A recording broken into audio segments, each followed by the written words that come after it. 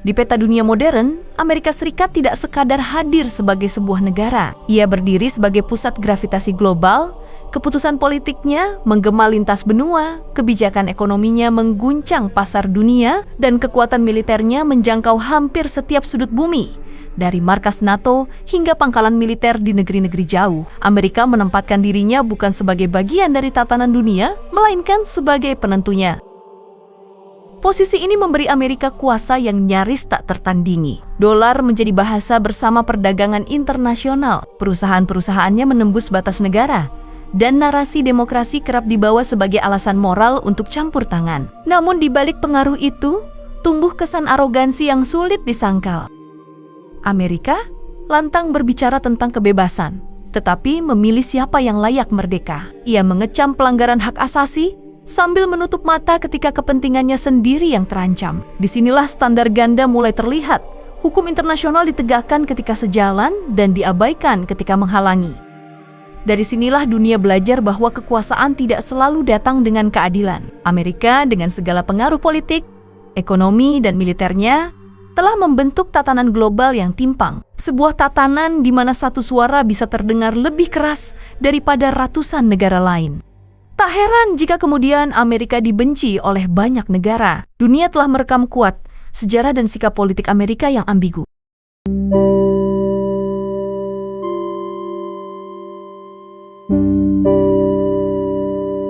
Perang Dunia Kedua, sebuah bab gelap dalam sejarah manusia, menelan penderitaan hingga lebih dari 6 tahun.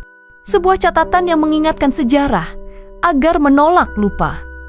Dunia saat itu nyaris kehilangan akal sehatnya. Kota demi kota hancur, peradaban luluh lantak, dan jutaan jiwa melayang sia-sia. Di Eropa, perang dinyatakan berakhir ketika Jerman menyerah pada musim semi tahun 1945. Namun, di belahan dunia lain, satu negara masih berdiri tegak, menolak tunduk, tak mau menyerah, dan terus tegak menantang. Negara itu bernama Jepang. Sementara Amerika Serikat yang pernah terluka dalam serangan mendadak ke Pearl Harbor kini telah bangkit. Namun demikian, dendam nasional masih ada, yang kemudian berubah menjadi tekad. Dari pertempuran di Midway hingga Okinawa, pasukan Amerika secara perlahan berusaha menekan Jepang. Namun, negeri Sakura itu tetap tak mau berlutut. Bagi Washington, perang ini seakan tak berujung, sebab invasi darat ke Jepang berarti jutaan korban baru akan jatuh. Muncullah satu keputusan yang ekstrem, mencari cara tercepat dan paling mematikan untuk mengakhiri perang. Di sebuah tempat rahasia di gurun New Mexico, ratusan ilmuwan bekerja di bawah proyek yang disebut Manhattan Project. Mereka melakukan penelitian yang kemudian menciptakan sesuatu yang belum pernah dikenal dunia, sebuah senjata dari kekuatan atom, sebuah bom dengan daya ledak luar biasa yang kemudian mengubah sejarah manusia selamanya. Pada musim panas 1945, konferensi Potsdam digelar. Saat itu, sekutu menuntut Jepang agar menyerah tanpa syarat, namun Tokyo tetap menolak. Kaisar Hirohito masih berharap bisa bernegosiasi demi menjaga martabat dan kehormatan bangsanya. Bagi Presiden Harry S. Truman, kesabaran sudah habis, harus ada keputusan cepat. Di tengah letihnya perang dan tekanan politik, lahirlah satu keputusan ekstrim dari Amerika, menjatuhkan bom atom ke Jepang. Sebuah pilihan yang dianggap Amerika sebagai tindakan efisien dan efektif. Satu ledakan untuk mengakhiri perang, meski harus menelan ratusan ribu nyawa. Namun, di balik alasan militer, juga tersembunyi motif politik tingkat dunia. Amerika Serikat sekaligus ingin menunjukkan pada dunia, terutama kepada Uni Soviet, siapa penguasa sejati pasca perang. Artinya, membuat bom atom tak sekedar hanya ingin menghentikan Jepang, tapi juga untuk menegaskan pada dunia atas dominasi Amerika di panggung global. Pagi, 6 Agustus tahun 1945, langit Hiroshima tampak tenang. Anak-anak berjalan menuju sekolah. Para pekerja ke pabrik dan sebagian warga sibuk memperbaiki rumah. Tak ada yang tahu bahwa dalam beberapa menit kota ini akan lenyap, hancur total. Tepat jam 8:15, sebuah pesawat pengebom B-29 bernama Enola Gay muncul di atas langit Hiroshima Dan dari ketinggian 9.000 meter dijatuhkan bom yang diberi nama Little Boy. 43 detik kemudian, cahaya putih menyilaukan membelah langit dan dunia berubah selamanya.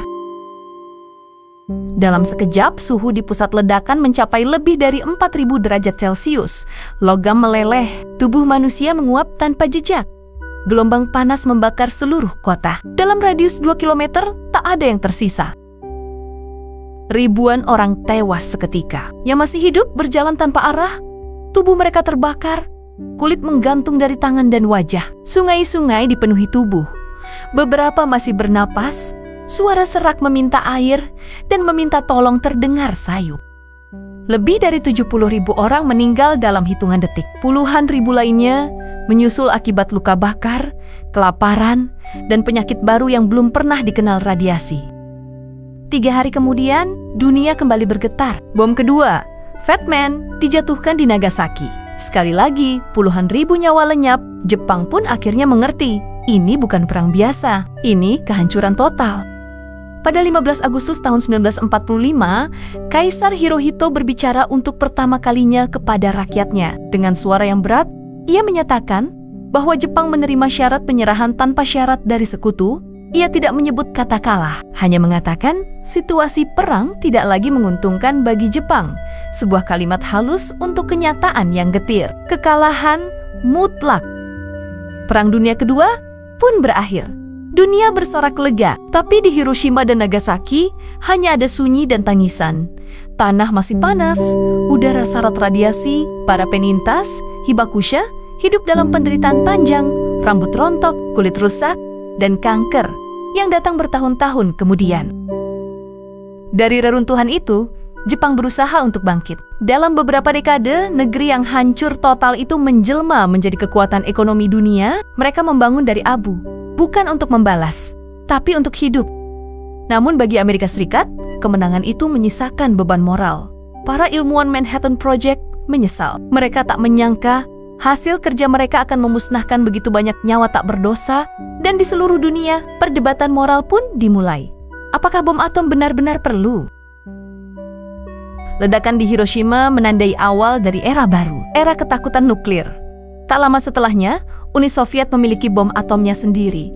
Dunia pun terbagi menjadi 2 kutub kekuatan besar, dan perlombaan senjata pun dimulai sebagai era perang dingin. Kini, manusia hidup di bawah bayang-bayang tombol pemusnah massal. Satu keputusan politik bisa menghapus kehidupan di muka bumi hanya dalam sekejap cahaya. Namun di tengah ketakutan itu, muncul kesadaran baru. Hiroshima dijadikan kota perdamaian. Setiap tahun pada tanggal 6 Agustus, lonceng perdamaian dibunyikan lembut namun bermakna dalam. Suaranya mengingatkan dunia bahwa perang tidak pernah benar-benar berakhir bagi mereka yang kehilangan segalanya. Jika ditarik ke akar terdalamnya, tragedi Hiroshima bukan sekadar akibat perang, tapi akibat keserakahan manusia atas kekuasaan. Perang dimulai karena ideologi dan politik, namun kehancurannya terjadi ketika hati manusia kehilangan belas kasih, egois yang kemudian memakan banyak korban.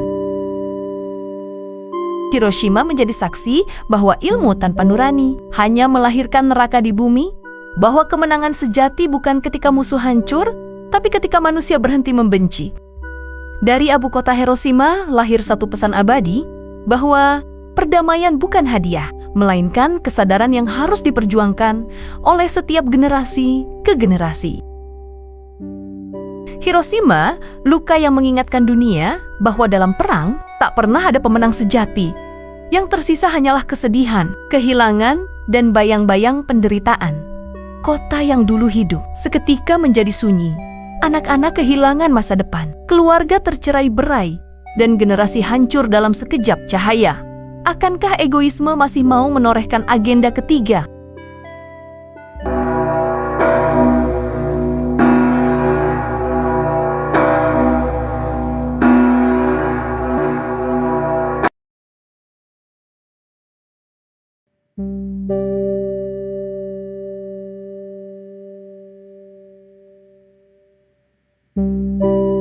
Pasca Perang Dunia Kedua, Amerika Serikat tampil bukan sekadar sebagai pemenang, tetapi sebagai arsitek tatanan dunia baru. Dengan kekuatan ekonomi dan militer yang nyaris tak tertandingi, Amerika meninggalkan kebijakan isolasionisme dan mengadopsi peran global sebagai pemimpin dunia bebas. Namun, di balik retorika demokrasi dan kebebasan, tersimpan agenda hegemonik yang berorientasi pada kepentingan nasionalnya, serta supremasi ideologi kapitalis. Melalui Truman Doctrine dan Marshall Plan di tahun 1947, Amerika membantu negara-negara Eropa Barat untuk membangun kembali ekonominya. Namun, bantuan itu tidak bebas nilai. Ada syarat ideologis dan politik yang secara halus memaksa penerimanya untuk tunduk pada pengaruh Washington. Dalam banyak kasus, bantuan ekonomi justru menjadi instrumen kontrol politik, memastikan agar negara-negara sekutu Amerika tetap berada dalam orbit kapitalisme Barat. Sementara itu, pembentukan NATO pada tahun 1949 tak hanya memperkuat posisi Amerika sebagai komando militer dunia Barat, tetapi juga memperdalam pembelahan global. Langkah-langkah itu justru memicu perlombaan senjata dan mempertinggi ketegangan dengan Uni Soviet. Alih-alih menumbuhkan perdamaian pasca Perang Besar, sikap Amerika ini malah menciptakan perang baru tanpa pertempuran langsung atau yang dikenal dengan istilah Perang Dingin. Dunia dibebani dengan ketakutan nuklir dan persaingan ideologi tanpa akhir. Saat terjadi konflik antar negara, yang di situ ada Amerika dan Rusia, seketika muncul ketakutan tanpa sadar. Secara kultural, Amerika juga melancarkan perang ideologi lunak atau soft power melalui media, film, musik, dan pendidikan. Mereka menyebarkan citra kebebasan, kemajuan, dan gaya hidup konsumtif sebagai simbol superioritas Barat. Namun, propaganda ini seringkali menyisihkan nilai-nilai lokal dan memperluas dominasi budaya, menjadikan dunia semakin terbaratkan dalam pola pikir dan gaya hidup. Kini, di panggung dunia, nama Amerika Serikat memang bergema sebagai simbol kekuatan, kemajuan, sekaligus kontroversi. Masalahnya, negara adidaya ini memiliki lebih dari 750 pangkalan militer di luar negeri, tersebar di sedikitnya 80 negara, dari Jepang hingga Jerman, dari Qatar hingga Filipina. Hampir tak ada kawasan di dunia yang benar-benar lepas dari bayang-bayang kekuatan militer dan ekonomi Amerika. Dengan PDB mencapai lebih dari 27 triliun dolar Amerika, mereka bisa memegang kendali atas hampir seperempat ekonomi dunia. Namun, di balik semua pengaruh itu, ada paradoks yang besar. Semakin kuat pengaruhnya, semakin banyak pula kebencian yang tumbuh akibat ulahnya. Bagi sebagian orang, Amerika dianggap penjaga tatanan dunia, negara yang mampu menekan konflik, menegakkan keadilan global, dan menjadi benteng demokrasi. Tapi bagi banyak yang lain, Amerika justru simbol dominasi baru yang tak kalah keras dari bentuk kolonialisme lama. Dari Timur Tengah hingga Amerika Latin, dari Asia Selatan hingga Afrika, jejak kebijakan luar negeri mereka sering meninggalkan luka panjang. Intervensi ekonomi, dukungan politik pada rezim tertentu, hingga operasi militer rahasia, membuat banyak bangsa merasa bahwa tangan Amerika ada di balik hampir setiap gejolak besar di dunia modern. Meski demikian, kebencian itu tidak serta-merta berubah menjadi perlawanan terbuka. Dunia juga tahu Amerika bukan kekuatan yang mudah dilawan. Dengan anggaran militer lebih dari 850 miliar dolar per tahun, Amerika lebih besar daripada gabungan 10 negara terkuat. Amerika juga memiliki kekuatan udara, laut, dan siber yang tak tertandingi.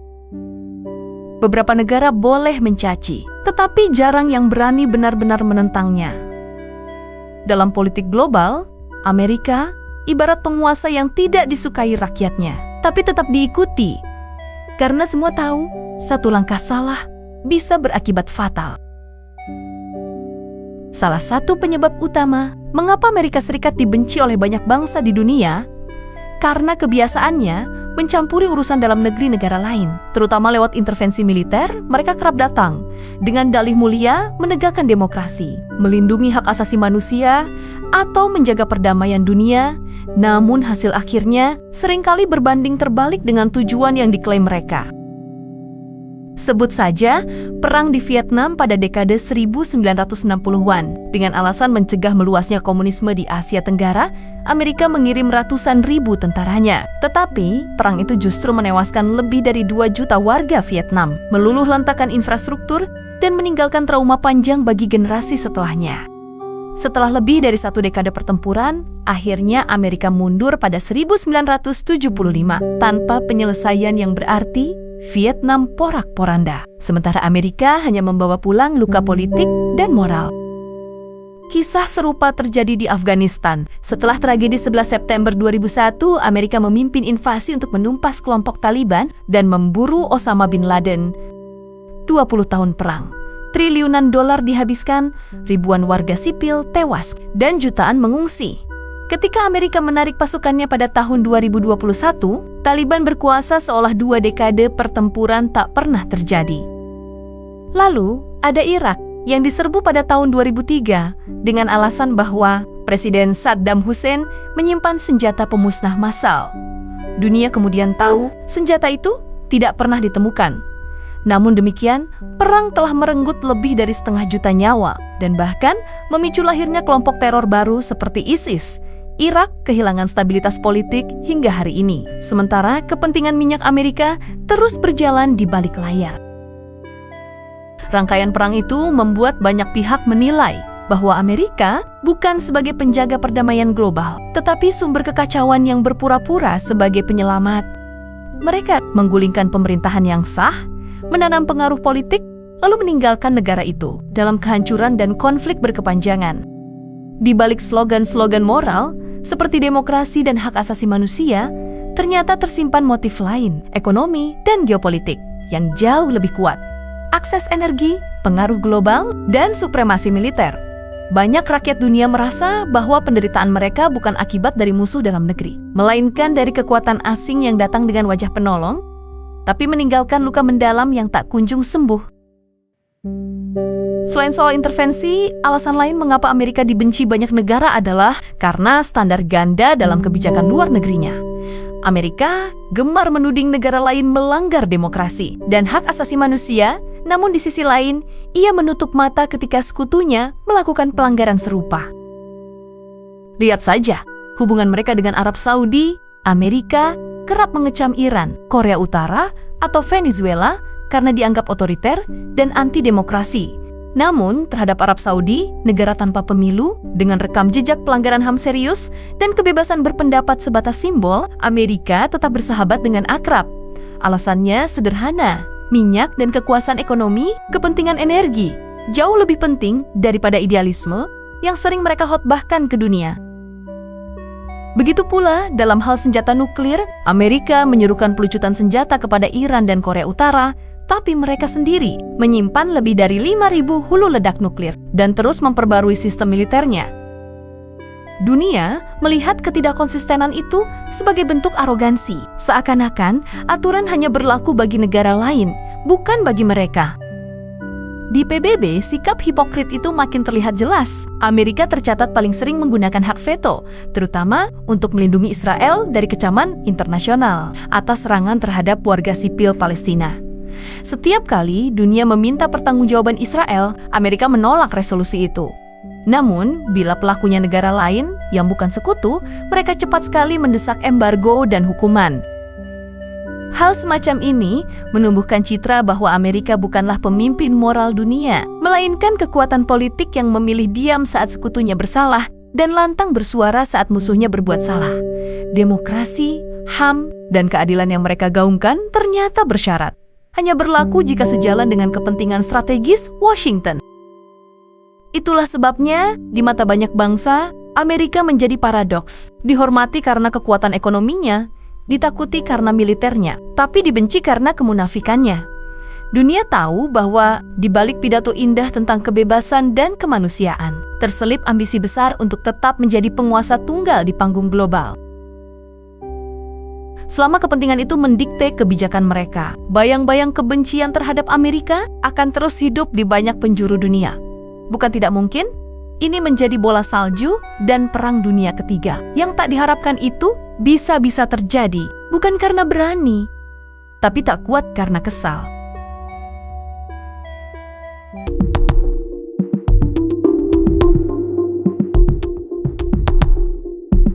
Tahun 1619, sebuah kapal dagang Inggris bernama The White Lion berlabuh di Jamestown, Virginia. Di dalamnya 20 orang Afrika dibawa dari pantai Angola, bukan sebagai pelaut, bukan pula sebagai pedagang, melainkan sebagai komoditas. Mereka dijual ke koloni Inggris untuk bekerja di ladang tembakau. Dari situlah, roda besar perbudakan di dunia baru mulai berputar. Dalam 1 abad berikutnya, koloni-koloni di Amerika Utara berubah menjadi ladang kekayaan yang disiram oleh keringat dan darah manusia kulit hitam. Sistem ini bukan sekadar praktik ekonomi, melainkan proyek sosial yang merendahkan manusia hingga menjadi barang milik. Budak tidak punya nama, tidak punya hak, tidak punya masa depan. Mereka dijual dan diwariskan, atau disiksa hingga mati. Dan semua itu justru dilegalkan oleh hukum. Di bagian selatan Amerika, ladang kapas, tebu, dan tembakau berkembang pesat. Sementara di bagian utara, pabrik-pabrik tekstil menggiling hasil kerja paksa itu menjadi keuntungan besar. Amerika kemudian bertumbuh di atas punggung manusia-manusia yang dirantai dengan ancaman cambuk dan moncong senjata. Menurut data Transatlantic Slave Trade Database, antara tahun 1525 hingga 1866, lebih dari 12,5 juta orang Afrika diculik dan dipaksa menyeberangi samudra. Dalam perjalanan maut yang dikenal sebagai Middle Passage, sekitar 2 juta di antaranya meninggal di lautan. Dari mereka yang selamat, hanya sekitar 388.000 yang dibawa ke wilayah yang kini menjadi Amerika Serikat, namun angka itu berkembang menjadi hampir 4 juta orang menjelang Perang Saudara pada 1861. 4 juta jiwa terlahir dalam perbudakan, bukan karena dosa, tetapi karena warna kulit mereka. Ekonomi selatan tumbuh makmur dari ladang-ladang kapas, sementara Wall Street yang kini menjadi simbol kapitalisme global dahulu merupakan pasar budak. Asuransi atas kerugian budak dijual oleh perusahaan-perusahaan yang masih hidup hingga kini. Inilah paradoks Amerika, negeri yang memproklamasikan kebebasan, tapi membangun kekayaannya di atas perbudakan. Dalam pandangan hukum kala itu, budak adalah properti. Properti hidup yang bisa dihukum tanpa proses, dilecehkan tanpa konsekuensi, dan dipisahkan dari keluarga tanpa belas kasihan. Perbudakan akhirnya runtuh bukan karena belas kasihan, melainkan karena kepentingan politik. Pada 1865, setelah kemenangan pihak Union dalam Perang Saudara, Amandemen ke-13 disahkan menghapuskan perbudakan. Dengan redaksi, kecuali sebagai hukuman bagi kejahatan, celah hukum kecil itulah yang kelak menjadi dasar bagi sistem penjara modern yang menjerat orang kulit hitam dalam lingkaran baru perbudakan. Secara hukum, perbudakan berakhir, tapi dalam kehidupan nyata, ia hanya berganti wajah. Setelah budak dibebaskan, Amerika tidak memberikan kebebasan yang sejati. Pemerintah negara bagian di selatan segera menciptakan Black Codes, aturan yang membatasi gerak mantan budak. Mereka boleh bebas, tapi tak punya tanah, tak punya pendidikan, tak punya hak politik.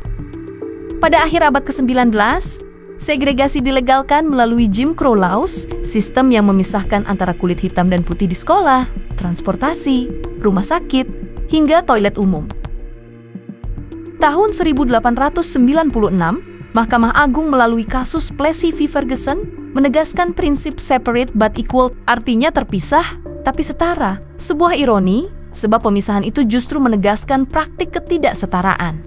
Dalam praktiknya, orang kulit hitam dilarang memilih, diintimidasi saat bekerja, dan kerap menjadi korban lynching, penggantungan tanpa pengadilan oleh kelompok supremasi kulit putih. Seperti Ku Klux Klan, organisasi rasis dan ekstremis yang muncul di Amerika Serikat pada abad ke-19, antara 1880 hingga 1968, lebih dari 4.000 orang kulit hitam dibunuh dengan cara ini. Mereka tidak mati karena hukum, tapi karena kebencian yang dilegalkan oleh negara.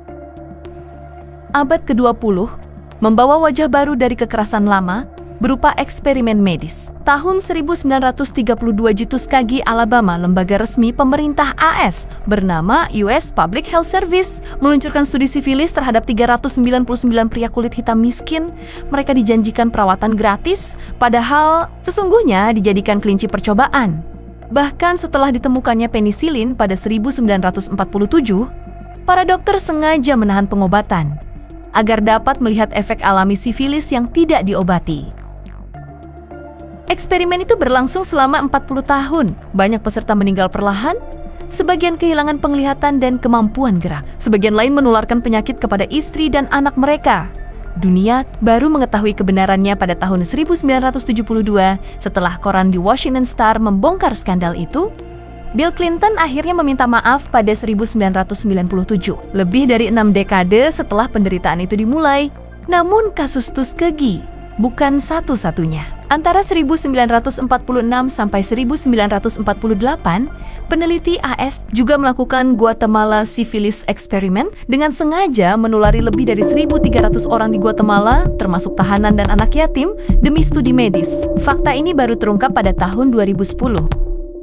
Dan di sepanjang abad ke-20, program sterilisasi paksa menyasar puluhan ribu perempuan kulit hitam, Latin, dan penduduk asli Amerika. Mereka dimandulkan tanpa izin. Atas nama eugenika, ide gila bahwa ras manusia harus disempurnakan melalui seleksi genetik. Sains dijadikan alat penjajahan baru, penjajahan atas tubuh. Ketika rantai besi tak lagi melingkar di kaki, sistem baru mengambil alih, berupa rantai ekonomi dan hukum. Pada 1930-an, pemerintah dan bank-bank besar menerapkan kebijakan redlining dengan kata menandai wilayah permukiman kulit hitam sebagai berisiko tinggi. Akibatnya, mereka ditolak dalam permohonan kredit rumah dan investasi. Hasilnya terasa hingga kini, keluarga kulit putih rata-rata memiliki kekayaan 10 kali lipat dibanding keluarga kulit hitam. Hal itu, sebagaimana dirilis Les Studi Brookings Institution pada tahun 2019. Dan sistem peradilan Amerika yang diklaim adil ternyata mewarisi pola lama. Penjara-penjara di AS menampung lebih dari 2 juta orang. Proporsi terbesar adalah kulit hitam dan Latin. Banyak di antaranya dipenjara karena pelanggaran ringan seperti kepemilikan ganja atau kesalahan administratif. Di balik jeruji, mereka kembali dijadikan tenaga kerja murah bagi perusahaan-perusahaan besar. Perbudakan mungkin telah dihapuskan, tapi perbudakan modern hidup di balik seragam oranye. 4 abad setelah The White Lion berlabuh di Virginia, luka Afrika masih terasa di Amerika. Di setiap protes terhadap kebrutalan polisi, dalam setiap data kemiskinan yang timpang, dalam setiap suara yang berteriak Black Lives Matter, dari George Floyd yang kehabisan napas di bawah lutut polisi, hingga anak-anak kulit hitam yang tumbuh dengan rasa takut pada hukum yang seharusnya melindungi mereka, sejarah terus berulang dalam bentuk baru. Amerika telah berubah, tapi dosa sejarahnya belum ditebus. Di bawah bendera yang berkibar di setiap sekolah, di setiap gedung pemerintahan, tertulis janji tentang kebebasan dan kesetaraan. Tapi di balik janji itu, ada bayangan panjang yang lahir dari pelabuhan-pelabuhan Afrika 4 abad lalu. Dari rantai besi hingga dokumen hukum, dari cambuk di ladang kapas hingga jarum di ruang eksperimen medis. Semuanya adalah bab dalam satu kisah besar tentang bagaimana manusia memperbudak sesamanya, lalu memberi nama pada itu semua kemajuan peradaban. Inilah dosa Amerika terhadap orang Afrika. Dosa yang tidak bisa ditebus dengan kata maaf, karena luka sejarah bukan sekadar kenangan, melainkan sistem yang masih hidup, bernapas, dan membentuk dunia hingga hari ini. Apakah bangsa yang dibangun di atas penderitaan bisa benar-benar berdamai dengan masa lalunya? Atau mungkin dosa itu adalah bagian dari jati dirinya sendiri? Di balik senyum diplomasi dan slogan kebebasan, Amerika pernah tersandung oleh bayang-bayangnya sendiri, Iran kontra affair, sebuah skandal yang membongkar wajah gelapnya ketika idealisme digadaikan demi kepentingan tersembunyi dan hukum dipelintir atas nama politik luar negeri. Saat berita itu mencuat, dunia tersentak karena negeri yang mengajarkan transparansi justru ketahuan menyelundupkan senjata, mendanai pemberontak, dan menipu rakyatnya sendiri. Inilah kisah ketika sang penjaga moral dunia dipaksa menatap cermin dan melihat kebusukan di balik benderanya yang berkibar megah.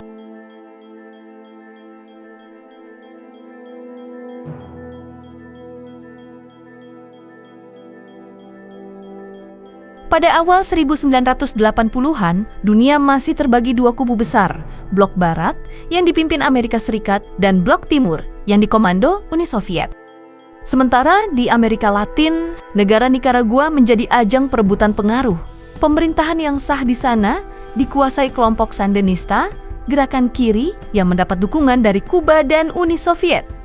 Kelompok Sandinista berhasil menggulingkan kediktatoran Somoza yang selama puluhan tahun menjadi sekutu Washington. Kemenangan Sandinista membuat Amerika panik. Washington memandang mereka sebagai ancaman komunis di halaman belakang sendiri. Di mata Presiden Ronald Reagan, Nicaragua adalah virus komunis yang bisa saja menular ke seluruh Amerika Tengah. Sebagai tandingan, Amerika membentuk kelompok kontra, kumpulan milisi anti-Sandinista, dan dilatih oleh Badan Intelijen AS. Milisi ini diproyeksikan untuk menggulingkan pemerintahan Sandinista yang sah, terdiri dari mantan tentara Somoza dan pemberontak bersenjata. Mereka dilatih, dipersenjatai, dan diam-diam juga diberi dana. Namun dukungan itu tak berlangsung lama. Kongres Amerika menilai aksi tersebut melanggar hukum internasional dan kemanusiaan. Kongres kemudian mengeluarkan Boland Amendment, undang-undang yang melarang pendanaan pemerintah untuk operasi militer kontra. Secara resmi, bantuan harus dihentikan. Dengan kata lain, Presiden Ronald Reagan dan timnya tidak lagi punya dasar hukum untuk membiayai perang rahasia di Nicaragua. Namun di balik layar, semangat anti-komunis di Gedung Putih tidak bisa padam. Beberapa pejabat tinggi mencari cara lain untuk melanjutkan operasi rahasia itu. Dan dari sinilah awal sebuah konspirasi global dimulai. Di saat bersamaan, Timur Tengah sedang bergolak oleh perang Iran-Irak antara 1980 sampai 1988.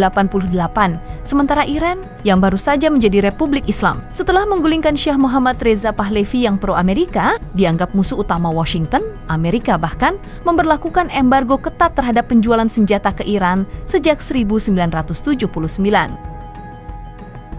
Namun pada kenyataannya, sejumlah pejabat pemerintahan Donald Reagan justru menjual senjata ke Iran secara diam-diam. Alasan yang dikemukakan adalah kemanusiaan. Iran diakini dapat membantu membebaskan sandera-sandera Amerika yang ditahan kelompok pro-Iran di Lebanon. Tapi di balik slogan itu, ada tujuan lain yang jauh lebih kompleks. Hasil penjualan senjata tersebut dialirkan untuk membiayai kelompok kontra di Nicaragua, secara langsung melanggar hukum yang dibuat oleh Kongres sendiri. Inilah yang kemudian dikenal dengan nama Iran-Contra Affair, perpaduan dua operasi gelap yang sama-sama ilegal, disatukan oleh satu motif, melindungi pengaruh Amerika dan menekan komunisme dengan segala cara. Rahasia besar ini akhirnya terbongkar pada November tahun 1986. Oleh majalah Al-Shira dari Lebanon, media itu melaporkan bahwa pejabat Amerika diam-diam menjual senjata ke Iran. Berita tersebut meledak seperti bom politik di Washington. Awalnya Gedung Putih membantah, namun penyelidikan jurnalis dan Kongres segera menemukan bukti kuat, transaksi senjata bernilai jutaan dolar, jaringan perantara internasional, serta aliran dana mencurigakan ke kelompok kontra. Ketika komputer pejabat tinggi militer bernama Oliver North disita, ribuan dokumen rahasia terungkap. File itu menjelaskan skema transfer dana, catatan komunikasi, hingga catatan pribadi North tentang pertemuan dengan pejabat tinggi Gedung Putih. Seluruhnya menjadi bukti tak terbantahkan bahwa pemerintah Amerika telah melanggar hukum dan menipu publiknya sendiri. Kongres Amerika kemudian membentuk Komisi Tower pada tahun 1987 untuk menyelidiki kasus ini. Hasilnya mengejutkan, pemerintahan Donald Reagan dinilai gagal mengendalikan bawahannya hingga terjadi penyalahgunaan kekuasaan dan ada pelanggaran serius terhadap undang-undang federal. Terungkap tokoh sentral dalam operasi ini adalah Letnan Kolonel Oliver North, seorang perwira muda dari Korps Marinir yang bekerja di Dewan Keamanan Nasional. North menjadi arsitek utama aliran dana gelap. Ia menciptakan jaringan perusahaan fiktif dan jalur perantara internasional untuk memindahkan uang hasil penjualan senjata ke rekening kontra. Bersama John Poindexter dan Robert McFarlane, dua penasihat keamanan nasional Donald Reagan, North membangun sistem logistik yang hampir tak terdeteksi. Diduga pula, Direktur CIA William Casey mengetahui, bahkan mendukung jalannya operasi ini. Sementara Presiden Ronald Reagan sendiri, ketika skandal ini pecah, bersikeras bahwa ia tidak tahu menahu tentang detail teknisnya. Namun catatan rapat menunjukkan ia menyetujui prinsip umum operasi yang bertujuan membebaskan sandera dan mendukung para pejuang kebebasan di Nicaragua. Dengan kata lain, Reagan mungkin tidak mengatur transaksi itu secara langsung, tetapi ia menutup mata terhadap pelanggaran hukum yang jelas. beberapa pejabat tinggi akhirnya dijatuhi hukuman. Oliver North dinyatakan bersalah atas penghalangan penyelidikan dan penghancuran dokumen. John Poindexter dijatuhi hukuman karena menyembunyikan informasi dari Kongres. Namun keduanya akhirnya dibebaskan karena alasan teknis hukum. Sementara sebagian lainnya mendapat pengampunan dari Presiden George Herbert Walker Bush pada tahun 1992. Presiden Ronald Reagan sendiri tidak pernah dijerat secara hukum, meski reputasinya sempat terpuruk tajam, merusak kredibilitas dan kepercayaan publik terhadap pemerintahannya, menciptakan bayangan kelam di tengah citra pahlawan perang dingin yang ia bangun. Namun dengan kemampuan retorika dan pesona politiknya, ia berhasil memulihkan citra publik saat menjelang akhir masa jabatannya. Ronald Reagan tampil dalam sejumlah pidato publik yang menyentuh dan jujur, mengakui bahwa ada hal-hal yang seharusnya tidak terjadi. Gaya komunikasinya yang hangat dan kepribadiannya yang karismatik perlahan memulihkan simpati masyarakat. Ia meninggalkan Gedung Putih pada tahun 1989 dengan tingkat popularitas yang kembali tinggi, dikenang sebagai presiden yang membawa Amerika keluar dari krisis moral pasca skandal, sekaligus mempercepat berakhirnya era Uni Soviet. Iran-Contra bukan hanya kisah tentang transaksi senjata ilegal, itu adalah cermin betapa idealisme demokrasi bisa berbelok menjadi manipulasi moral. Ketika dibungkus dengan retorika menyelamatkan kebebasan, skandal ini menunjukkan bahwa dalam sistem politik yang mengagungkan transparansi, rahasia negara masih bisa disembunyikan dengan sangat rapat, bahkan dari Kongres sekalipun. Ini juga menandai betapa kuatnya Presiden Amerika dalam menjalankan operasi rahasia di luar batas konstitusi atas nama keamanan nasional. Bagi dunia, Iran-Contra menjadi bukti nyata atas politik dua wajah Amerika Serikat. Di satu sisi mengaku sebagai pembela demokrasi dan hak asasi manusia, namun di sisi lain bersedia menjual senjata ke musuh dan mendanai perang kotor demi mempertahankan pengaruh geopolitiknya. Jika tidak ada media luar negeri yang mengungkapnya, rasanya kasus Iran-Contra bukan sebuah skandal besar, atau bahkan tetap senyap. Nyatanya Donald Reagan aman-aman saja dan pelaku lain, meski ditahan, juga dibebaskan. Skandal ini juga memperlihatkan bagaimana kekuasaan mampu bertahan meski moralitasnya runtuh. Setelah badai mereda, Ronald Reagan tetap meninggalkan Gedung Putih dengan popularitas yang tinggi, sebagai bukti bahwa narasi patriotisme seringkali lebih kuat dari kenyataan yang pahit. Skandal Iran-Contra meninggalkan luka mendalam dalam sejarah politik Amerika. Di dunia internasional, skandal ini membentuk persepsi baru. Amerika bukanlah negara tanpa cacat moral, melainkan kekuatan besar yang juga bisa bermain di area abu-abu diplomasi dan hukum internasional. Hingga kini kasus Iran-Contra masih menjadi studi klasik di universitas politik dan hubungan internasional di seluruh dunia. Simbol dari kontradiksi antara idealisme dan realitas kekuasaan.